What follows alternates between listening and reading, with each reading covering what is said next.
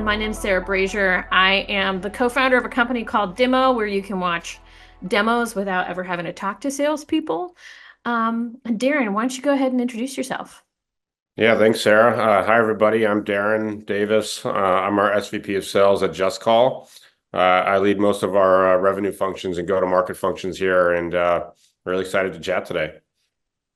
Yeah, I'm super excited to talk to Deren because while we were preparing for this webinar, he had a ton of awesome factoids about things from how to leverage WhatsApp to SMS. Because cold calling is not just making phone calls and making the phone ring like Lady Gaga did, but also like how do we use the phone to send messages outside of just calling. And then he's got some really, really interesting tidbits about just what you need to do in order to set yourself up for success before you even pick up the phone. So I am excited to get into this. But real quick, I think we have a poll that we were going to launch for you, which we would love to see your answers to. But while we do that, Deren, why do we cold call at all? Like, what is the point of cold calling? Oh, it's such a good question. I mean, at the end of the day, I always like to say we're selling for two reasons. We're either making our clients money or we're saving them money. So we are calling to hopefully do one of those two things, which is drive revenue and meet our clients wherever they might be. I love that. My opinion on cold calling is that we are cold calling to start a conversation to figure out if there's a problem we can even solve. But I think the coolest thing that I learned when we were prepping for this is that cold calling still works. I think a lot of people think like the phone is dead, there's no point, why are we even doing this? But if you talk to actual buyers who have been cold called, 69% of them say that they accept cold calls, which is pretty wild. And 82% admitted to agreeing to meetings initiated by cold calls. So if you are like, the phone does not work, don't worry, it does work. It works super well. So you should pick up the phone. It's crazy how cold calling really just hasn't ever gone away. We've added new ways of communication, but we certainly haven't killed any, or at least not calling. I'm curious for folks in the chat, like how often are you making dials? Are you dialing like 1 or 2 times a week? Are you dialing every day? And when you do dial, like how often? Um, are you making 50 cold calls? Are you making 100 cold calls? Like what's your average? I see Soel is dialing daily. Chris is dialing every day. Brian says not enough. Deren, when you're working with your team, how many days a week do you want them to dial? And how many dials are you typically asking them to make? Yeah, it's a really good question. It's all about timing, right? So we ask our reps across various teams to dial daily, and whether that's with like a brand new prospect or even your DocuSign is out and ready to get it signed, what's the latest, right? So how many calls a day?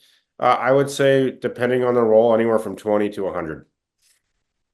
Got it. So I see someone says they make 50 a week on average. If that was your rep, what would you say to them? I would want to know more about what's happening on those calls. So it's, is it, how productive are they? Are we connecting to the individuals? Are we reaching them? Are we having conversations? Is our call quality good? Are we showing up as spam? So it really depends. If you're making 50 calls, just like with any sort of outreach, right? Like you personalize it, you're taking the time to do research, and you're actually getting some production out of those calls, then it might be enough. If you're just sitting there and there's 50 calls and they all go to voicemail and you didn't leave a voicemail, you might be having some problems in your pipeline. Totally fair. I am curious if you think about like getting set up for success when you're making cold calls, like I think the biggest thing that has always gotten in the way for me is just preparation.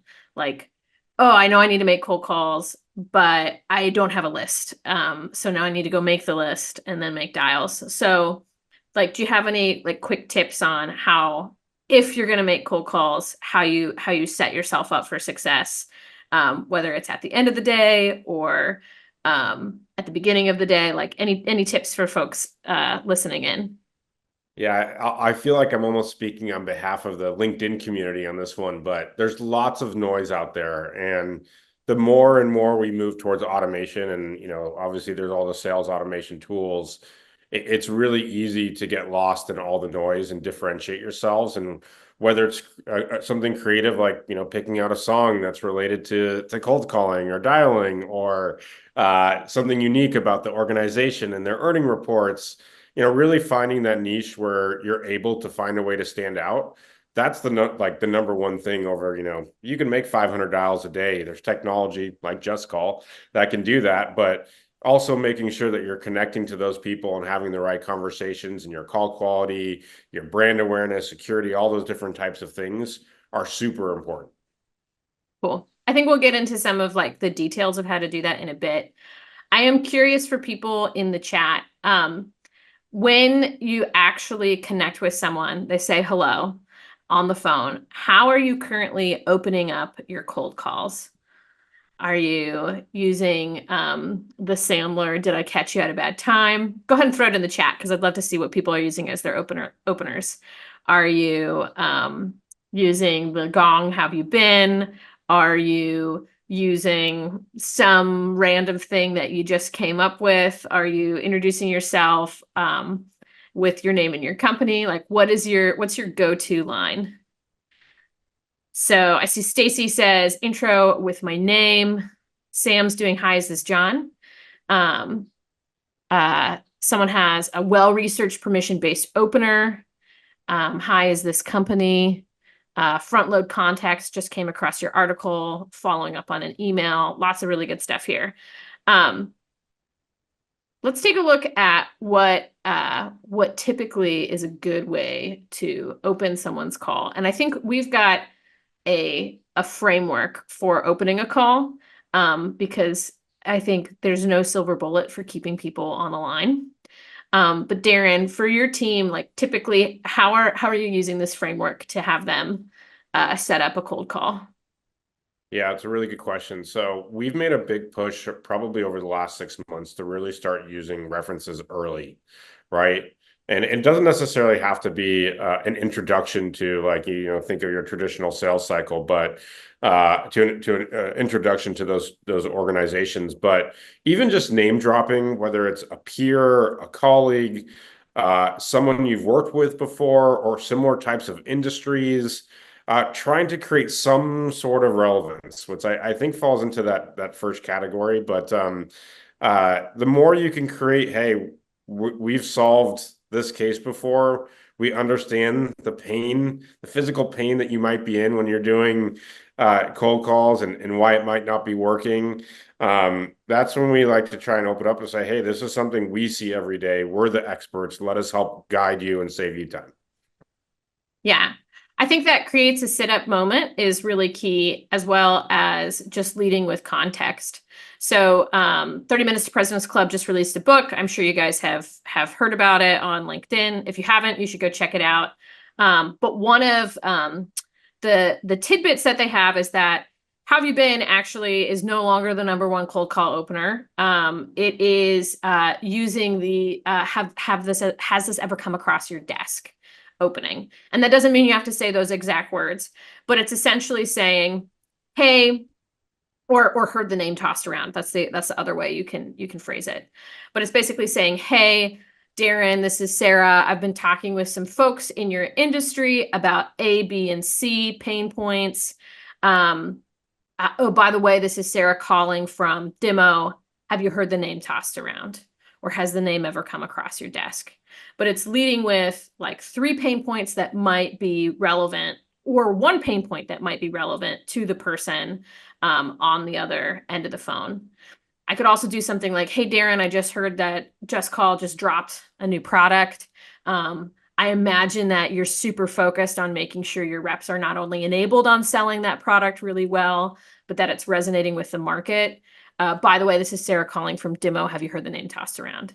And immediately, hopefully, fingers crossed, I got Deren's attention. And he's like, yeah, I haven't heard Demo tossed around, but those two things are something I'm focused on. It's amazing when you do that too, like how often someone comes back around. Maybe it doesn't work on the first try or the second try, but then all of a sudden that name is there, and then when it does become relevant, it's just right in front of them and they know exactly where to go to. Yeah. I also think like they can always correct you. I love to use like, hey, correct me if I'm wrong, but I think you guys just launched a new product.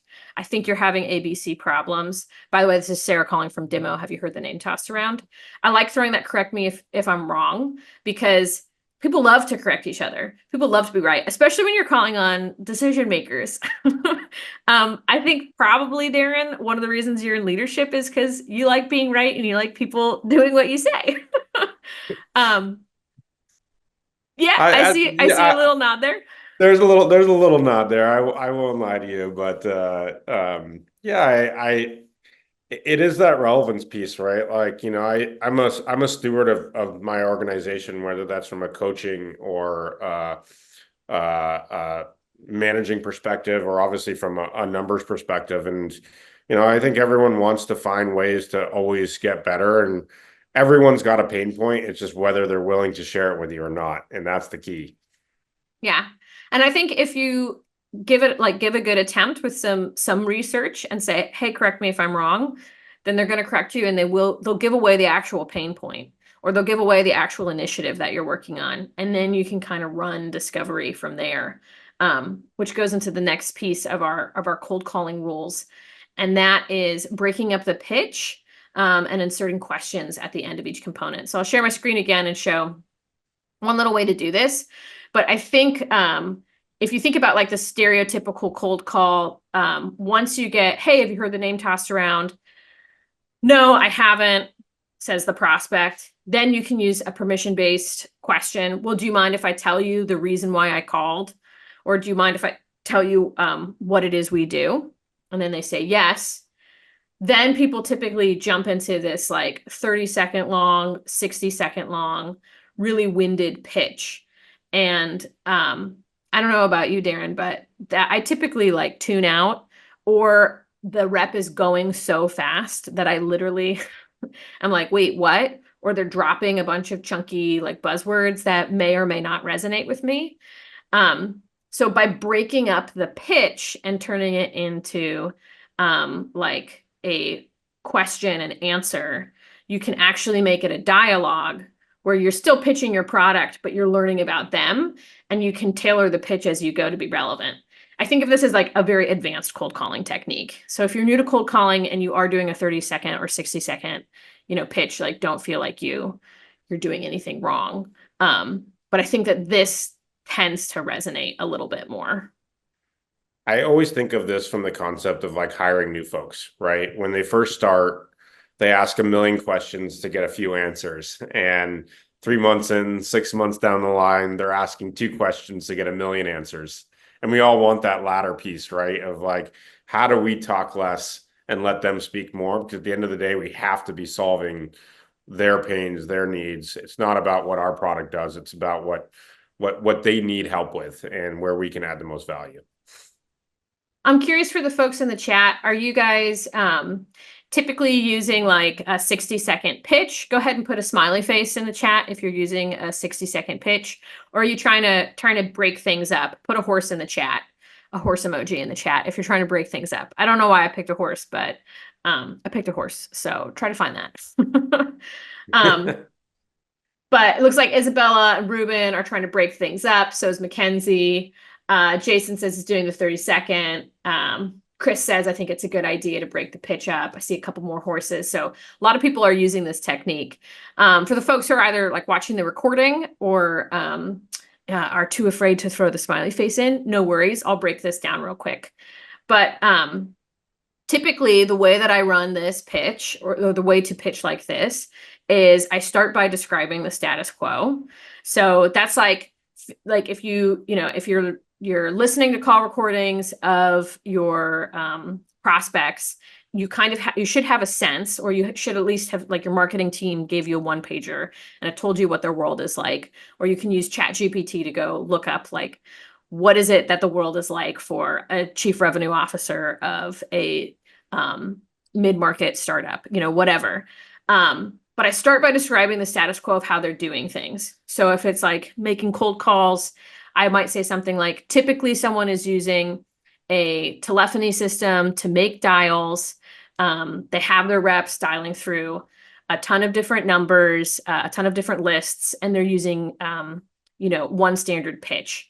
And then I'll say something like, does this sound like your world today? Or does that sound about right? Is that your status quo? And then Deren will either tell me yes or no. If he says no, then I can run discovery on, okay, so what are you doing? And see if he's actually qualified. No, we actually don't make cold calls. Oh, okay. Probably not a good person to sell JustCall to then. If they say, yes, yeah, that's what we're doing, then I can go a little bit further. And I can challenge the status quo of why what they're doing might be broken. So it could be doing something like, hey, typically when they're doing this, they've got 5 different phone numbers for each rep that they're dialing through. And as a result, their number is showing up as spam, or they're not breaking through to as many prospects. That's like one way I could do it. Or I could say something like, typically they're doing 1 dial at a time. And so they're only able to get 25 dials in a session instead of using a power dialer. And then I ask, does that sound like your world today, or is that happening for you?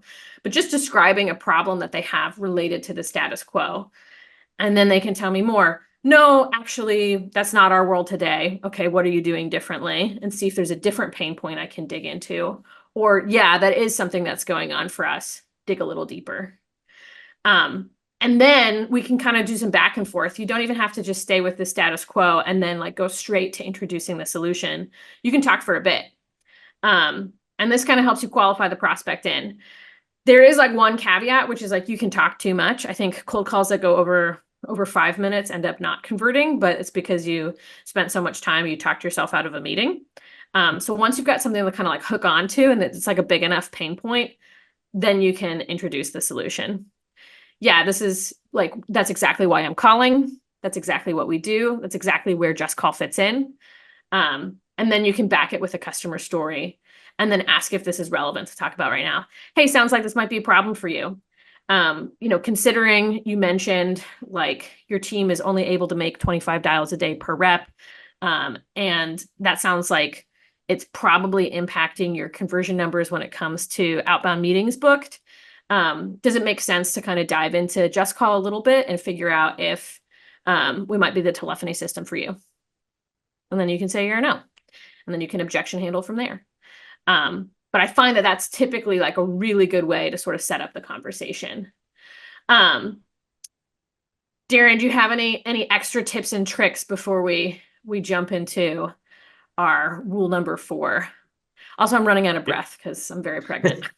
Yeah, totally fair. No, the human element piece is just so important. I don't think society in general is at a point where we're buying from robots, right? So I don't even know how close we are to that either in the future. And being able to find a way to resonate, build empathy and interest, curiosity, all those human elements that go into our psyche have such an important role. And I think what every sales book on earth will tell you at the end of the day, it's less even about the product that they're buying from. They're buying from you and the people at your organization and the services that you provide. And so I always like to remind my team of that, that at the end of the day, it is the human element that's probably the biggest or one of the biggest factors. For the folks who threw a horse in the chat, I'm curious, did the way I described that call, is that about how you guys are doing it, or is it a little bit different? I would love to hear if anyone has any differences in how they go about doing their pitch. Colleen says yes. Chris is doing the 30-second pitch. Cool. I see Aditi is also a yes. So typically somewhere in here, like that kind of situation is an ideal world if the call is moving absolutely perfectly, but usually someone is throwing you an objection in there.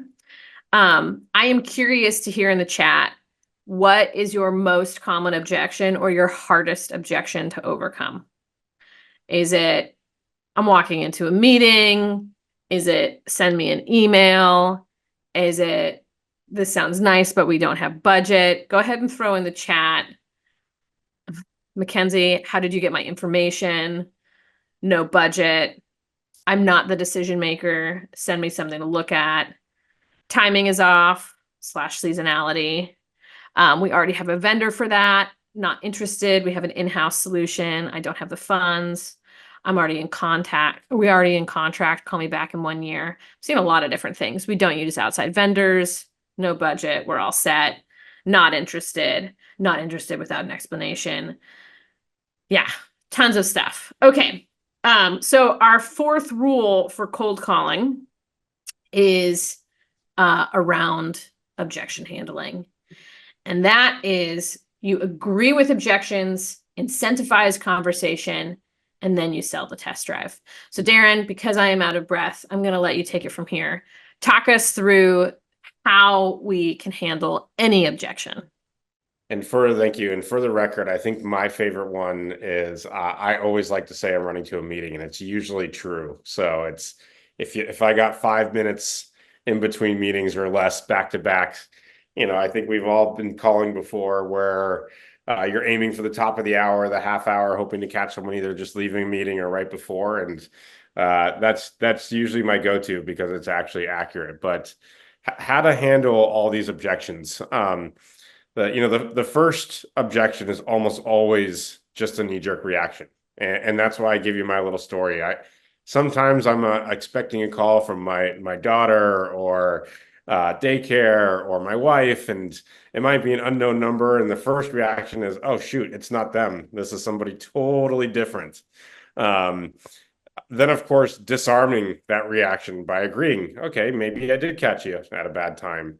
And this is where, combining all these rules together really has a really big impact. It's not just one or the other. It's, let's put them all together and create that secret sauce. And then, of course, they're by far more likely to give you a real reason behind their objection, which can, start with some sort of, logic or being able to handle those pieces. And so, the third piece there is definitely the most difficult.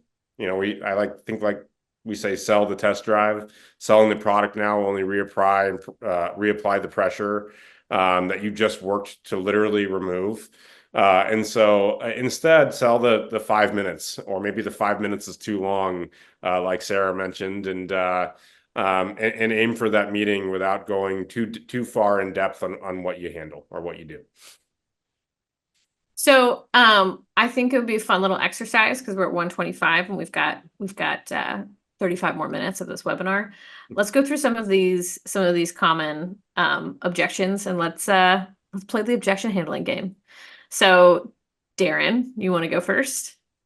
Yeah, absolutely. So I guess I'll go with, hey, Sarah, we have no budget objection.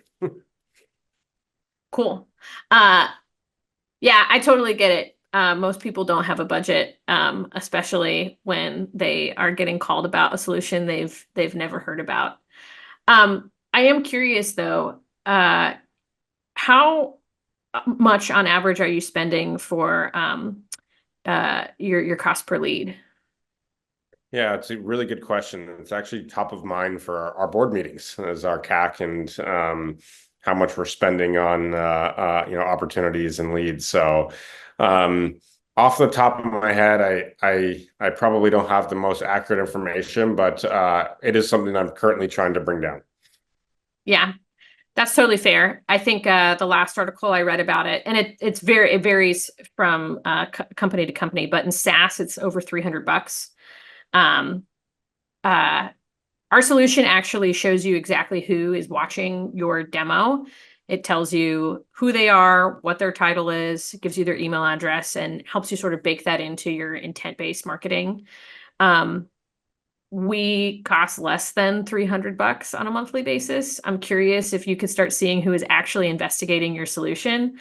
Would it be worth a conversation? Yeah, that would be a really interesting conversation because we also have just a ton of different lead sources. And so I know that our cost per lead varies greatly depending on what type of lead source and how they convert throughout our funnel. Cool.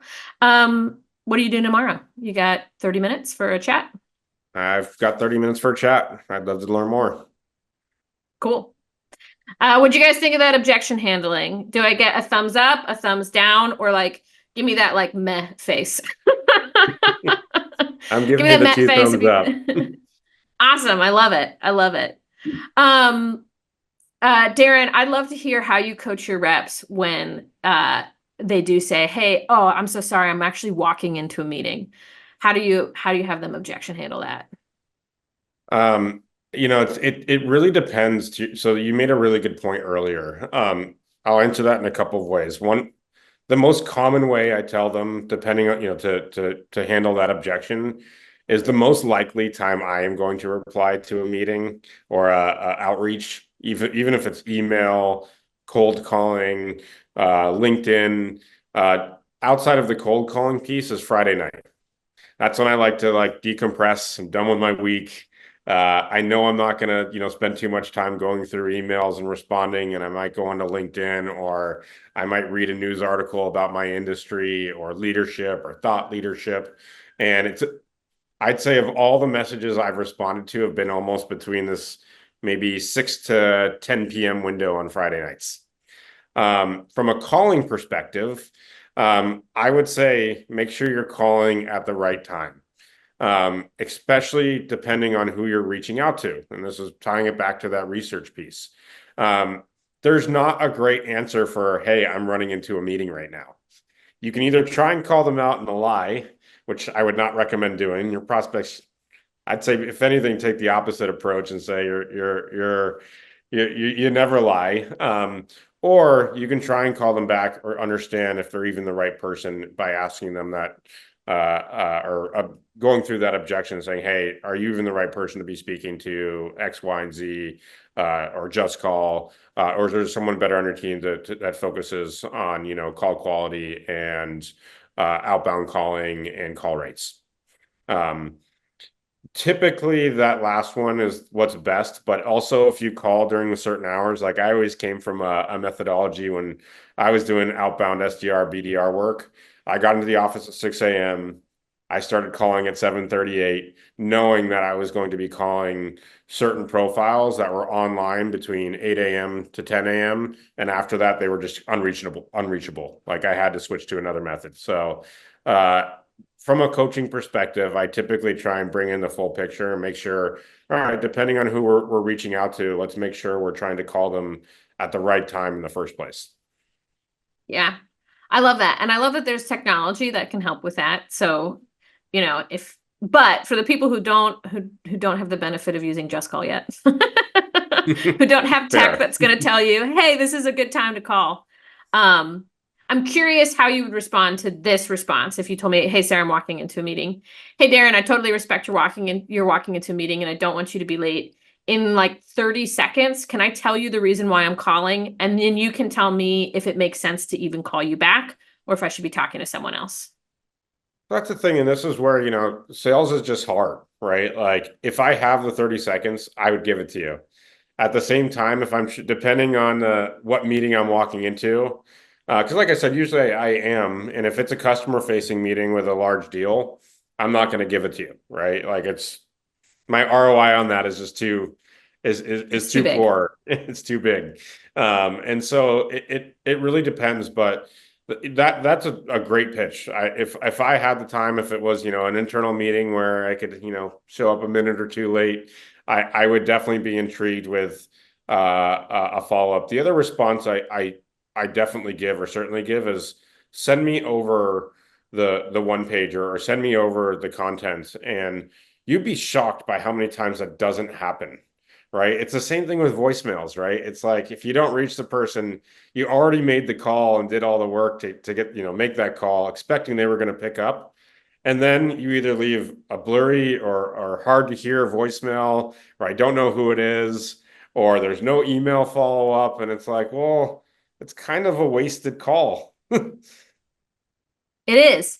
So here's a question for you. And in the chat, you guys tell me if you've tried this before.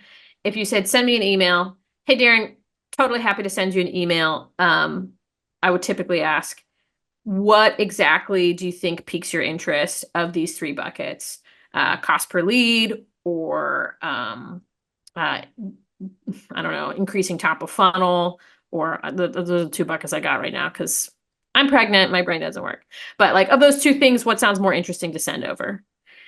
And then you can tell me. And then I would say something like, cool, I'm going to shoot over a calendar invite for later this week. If that one pager piques your interest, go ahead and accept it, or send me a better time. Is that fair?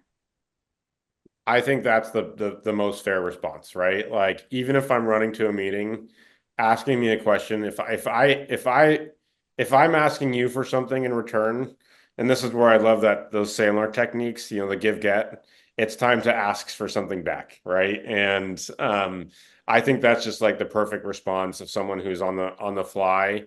Like, if I'm going to say send me an email, you have every right to ask what's going to be valuable, and if you can just get even 10 seconds, 20 seconds, 30 seconds of a response from that person, it will make your conversion rates skyrocket. Yeah, because then I actually know what you care about, hopefully, fingers crossed. For the folks in the chat, I am curious, are you using any technique like that? Are you sending over a calendar invite after you send the email? And like, has it worked for you? Or do people ever accept it? Or are you just getting denied and it's not worth your time? Because I think a lot of reps just don't send the email because they never get a response.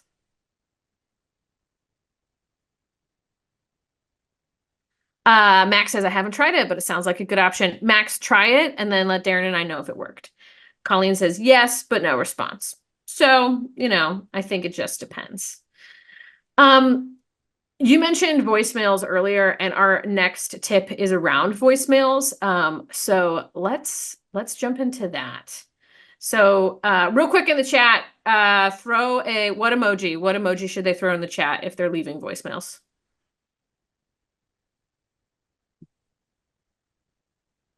Maybe put a star in the chat if you're leaving a voicemail, and put a sad face in the chat if you are not leaving voicemails.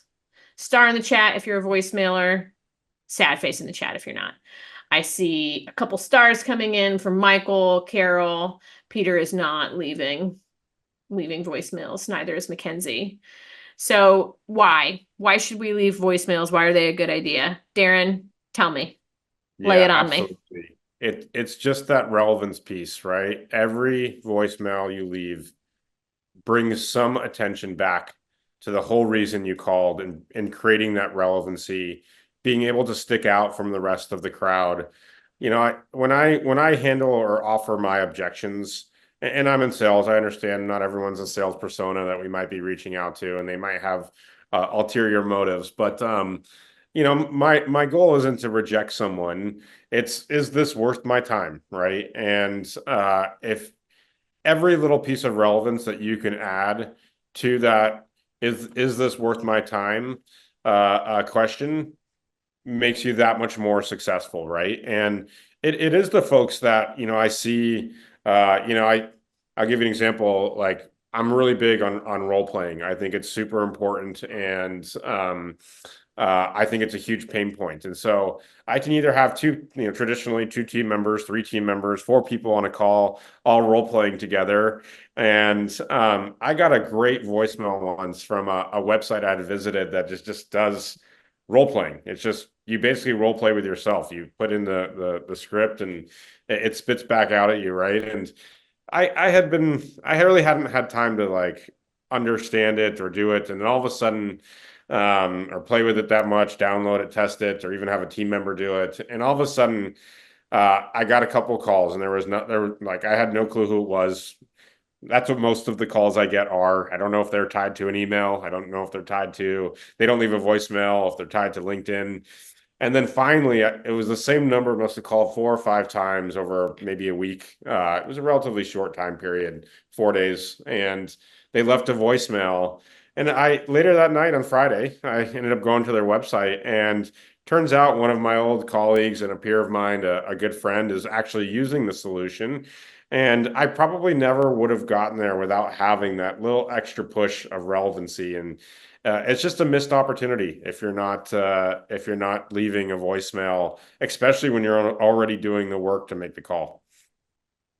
Do you ever call people back who leave you voicemails?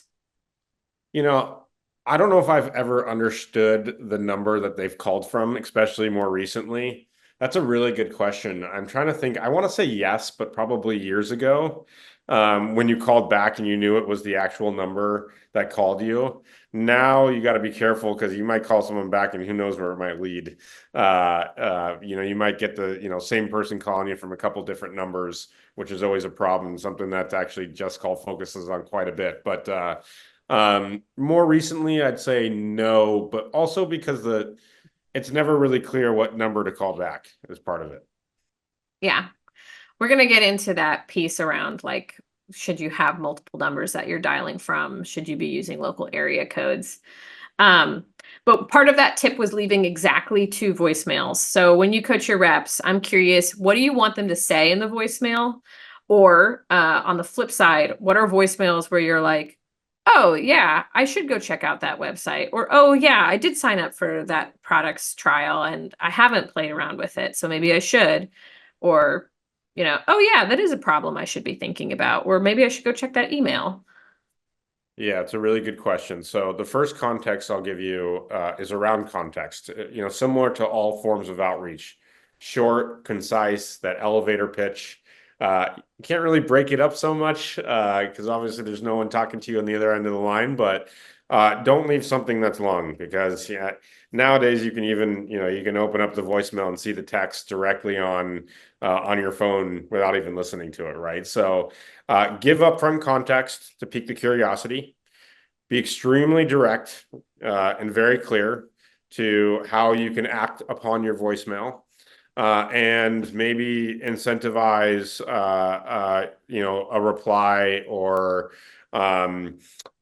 use some technique to try and, get them to a website or a LinkedIn message or somewhere where you can pique their interest. And last but not least, make sure your voicemail is clear. Introduce yourself and let them know where you're calling from, because that's the other thing. Hi, I'm Deren, and they never even say where they're calling from. I'm definitely not returning that call. I can promise you that. 100%. I think that we talked about this when we were prepping for this webinar, but both you and I read the voice to text more than we listen. So make sure that you are speaking slowly, clearly, and concisely, because a lot of people don't actually listen to their voicemail. They read whatever it is that Apple has transcribed. So if it's garbled, they're going to go, what? and ignore. Curious, would you respond to the voicemail that Dale uses? Hey, I'm Dale. Don't bother to call me back if any of this seems interesting. I'm going to send you an email and feel free to respond there. Yeah, that's where the multi-touch piece. In our industry with JustCall or telephony, VoIP, voice, we do SMS.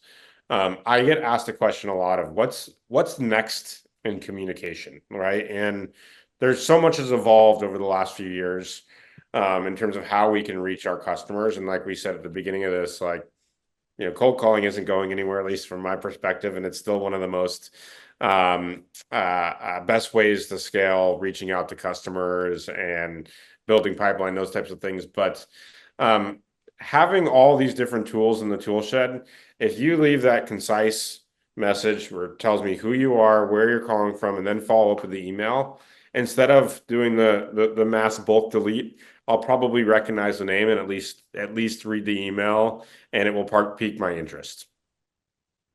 I love that. So I think the one add to Dale's voicemail is make sure you throw in the name of your company.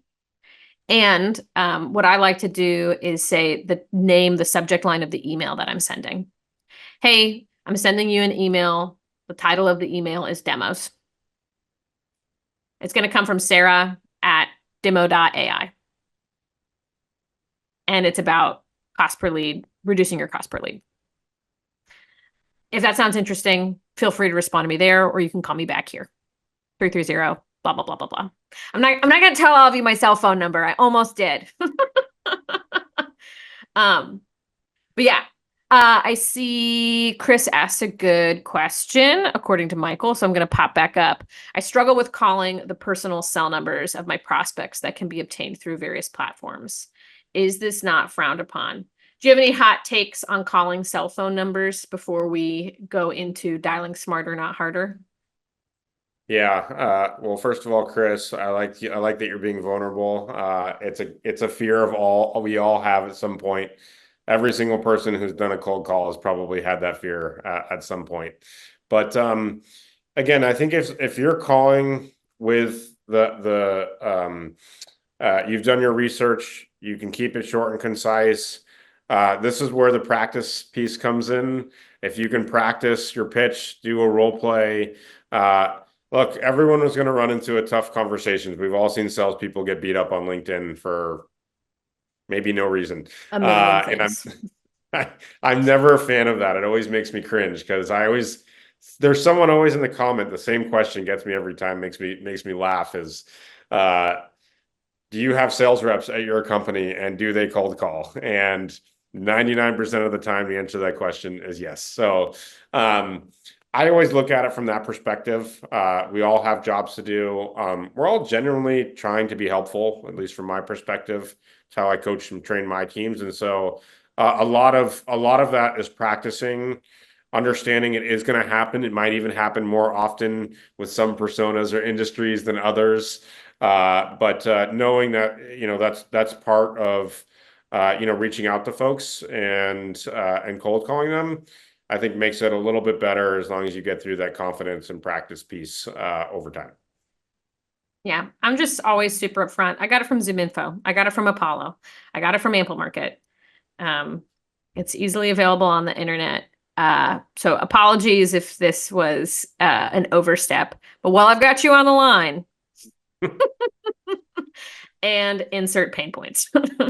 And insert One research. tip I'll give you is don't use their wedding registry or where they bought their home. Use the traditional, oh, I got it from Apollo, I got it from ZoomInfo, that type of stuff that Sarah mentioned.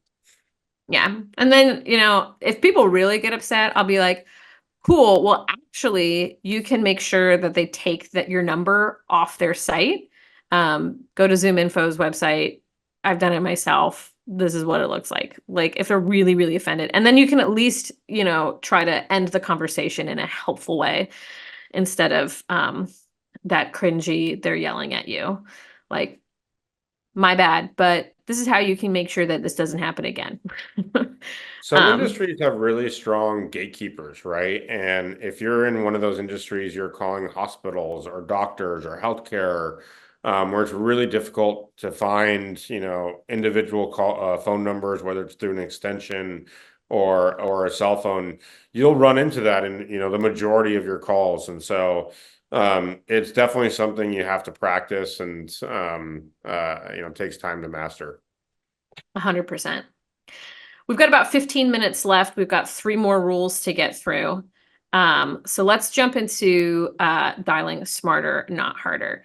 By the way, if you're liking what you're hearing so far, put a smiley face in the chat if these tips are helpful, if they're resonating with you, if you're learning something that you will definitely try in the future. And then if you even feel like it, tell me your favorite tip so far. I'm seeing lots of smiley faces. So Deren, I think you and I we're headed in the right direction. I like it.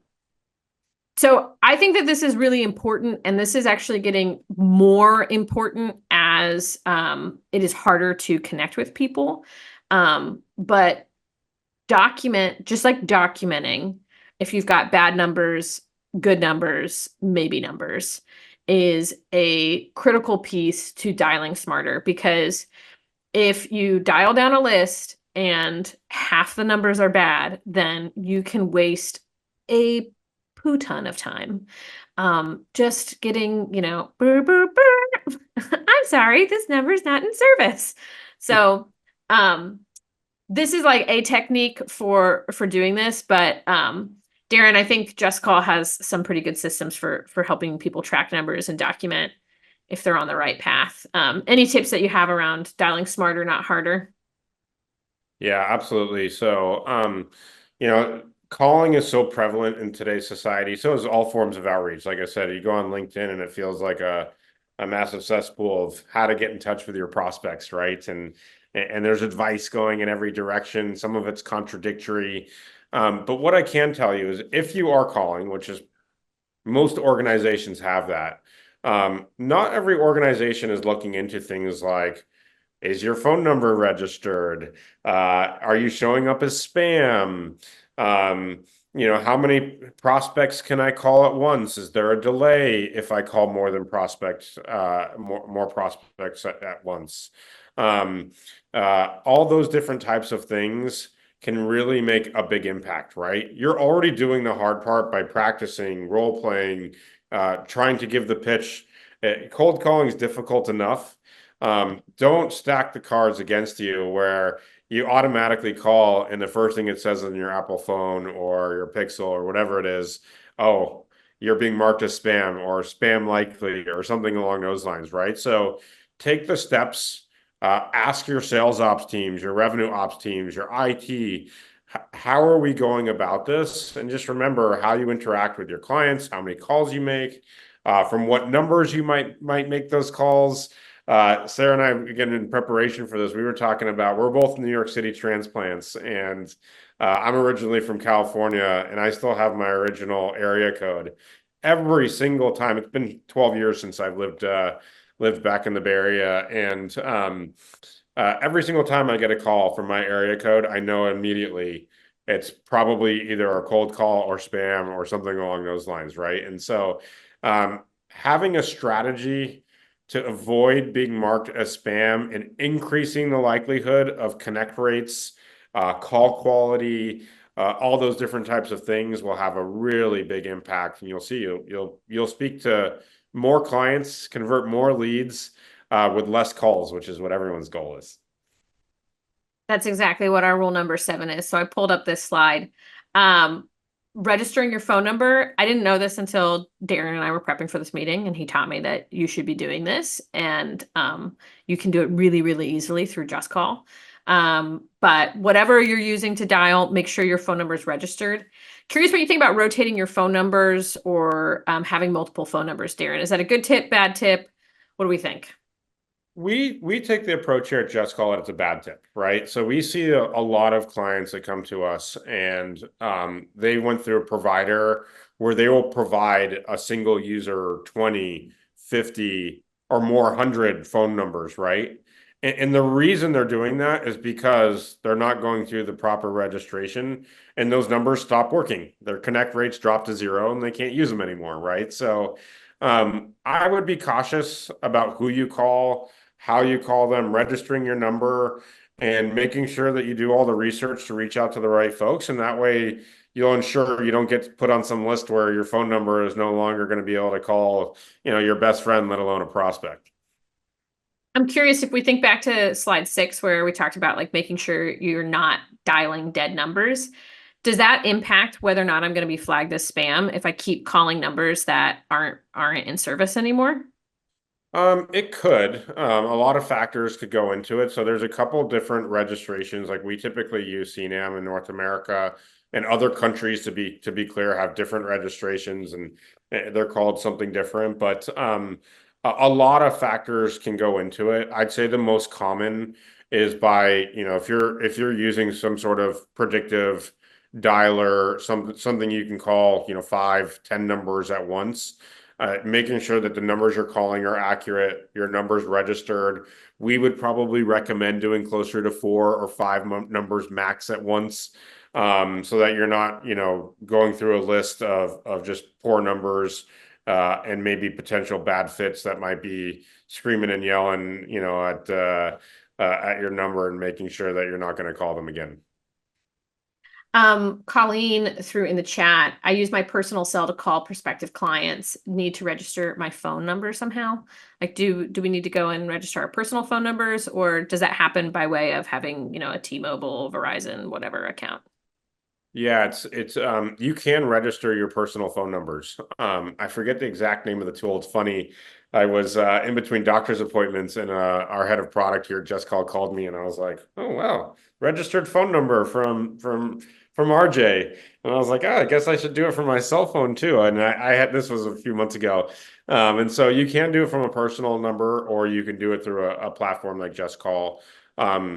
You could probably just Google. I don't remember from a personal number perspective. JustCall will do a lot of that work for you, obviously, but from a personal number perspective, it's definitely possible.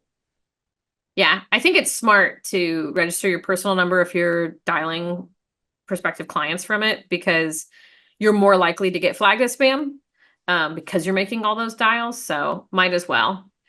Um, I am curious about how you go about testing your number regularly to make sure that you're not showing up as spam if you haven't registered it, or if you want to double check, like what does that mean? Am I just going through my JustCall number and calling my personal cell and seeing how it shows up, or something else? Yeah, absolutely. So obviously, once you're registered, you can ensure you have that registration, but there's still always some risk. It just reduces the risk significantly. And so we do this a lot for our clients where we call our clients or have our clients call us and ensure that that number is not showing up as spam.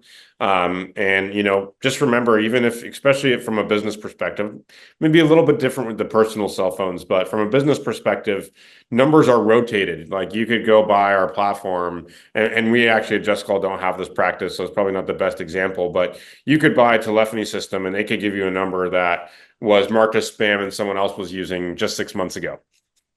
Right. And that number is much more likely to be marked as spam again upon being used. And so just make sure you can ask if your number is whitelisted if you're using a business phone, and just ensuring that you are calling a friend or a colleague every once in a while to make sure it's not showing up as spam has a big impact. Put like a little mind blown emoji in the chat if this is something that you haven't thought about before, like Dale, which was me before when we were prepping for this webinar. Or put like a little smirky emoji, or an emoji of your choice.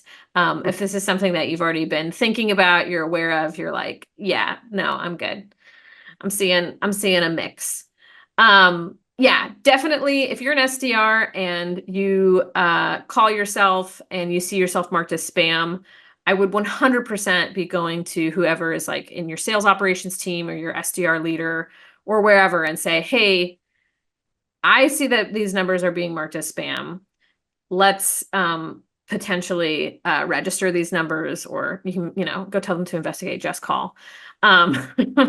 Do whatever, but definitely this is going to increase your conversion rates because you're actually going to get pickups. It would be really crummy if you take all the techniques that we talked about in the beginning for this amazing, talk track, amazing way to open your call, and you never get to practice it or do it in real life because you're being flagged as spam. So to me, like tip number 7 is probably like the most important tip, because it's getting harder and harder to get through to prospects. I think we've got one, maybe 2 more tips. We've definitely got an 8th tip, and then I think we had a bonus tip if we've got time. We've only got 5 minutes, but prioritizing your dials. This is just about building hyper-specific lists, and I think that this is just like a key thing to setting yourself up for success. We talked about it a little bit with our first tip, but when you are making dials, for me, this is like key. I build lists that are like either company-based, or my lists are like event-based or industry-based. So what that means is if I am an enterprise SDR, so I am calling on companies that have thousands of employees, and that means there are lots of different departments that could all be affected or all be involved in the purchasing of my solution, and I'm very much cold, very much starting out, I'm going to do something like read their 10K, which if you're not familiar with the 10K, at the beginning of every year, a company basically needs to write a report about how they're planning on making money that year and what the risks are involved. That's like the very high level idea of what a 10K is. But it's a wealth of information. So I'm going to read their 10K and then I'm going to build a sequence around that. Or I'm going to do something like listen to their quarterly earnings report. And then I'm going to build like, my outbound sequence. What is my messaging? Why am I reaching out to them? If it's a company that has thousands and thousands of employees, that means that there's probably like 50 different people from that company I could be calling on who would fit into, the group of people that influence the decision. And I'm going to start calling all of them. But I'm going to build that list, and that's going to be one list. So I know exactly the pitch that I'm going to do because I've run their latest quarterly earnings report through ChatGPT, and I have a couple really good tips that I can then, or things that I can use for pain points. And I'm going to call down that list. I could do the same thing based off of their industry. So say I'm calling into a highly regulated industry. There's a new federal law coming out that's going to impact that industry. So for example, like in New York, real estate laws have changed. If I'm calling on a bunch of real estate companies and realtors, maybe I want to talk about how that law is going to impact how they sell and how they make commissions. I'm going to just find like all the New York based realty companies, and I'm going to have a really strong pitch, and that's going to be one list. And then I'm going to call down that list. Because what sucks is if you have your enterprise companies, your real estate companies, your small business companies, and they're all in one list and they're all super jumbled, and you're using something like a power dialer, like how the heck are you going to say something relevant or meaningful and lead with context if it's like anybody could pick up? So if you build specific lists, this is one way to do it. Deren, do you have any other like types of lists that you like to have your reps build, or how are you guys doing it right now at JustCall? Yeah, it's very similar. We benefit from having an extremely large TAM, and I always like to say we can sell to single or sole proprietors all the way to your Fortune 10 companies, and we have businesses that fit into all those categories. And so, to your point, the more specific you can get in a single list, the more likely you're going to find success. I'll use one example here at Just Calls. We're here talking about cold calling, and this is the sales use case. We also help with inbound calling for support. And I can guarantee you, if I go to the head of support and start trying to talk about cold calling, it's not going to resonate very well, right? And so, whether that's the industry and using some of the name dropping and relevancy, the buying personas, right? You could be in the same industry, and if you're speaking to a CRO and a sales manager, they might care, or someone in enablement or a marketer, they might have very different priorities, right? So the more specific and repeatable you can make it, the easier it is for you to find that success. Thanks so much for tuning in. I gotta go head off to an acupuncture appointment because apparently it's supposed to make life easier when you're in labor. So that's what I'm gonna go do. I hope you guys have something excited and you're like jazzed and ready to make some cold calls today, because I kind of feel like I can make some after acupuncture. I can make some, I don't think I can make them during acupuncture because last time they put needles in my hands, but I digress. Anyway, thanks everyone for tuning in. We hope you have an awesome time. Thanks, Sarah. Thanks, everybody. See you.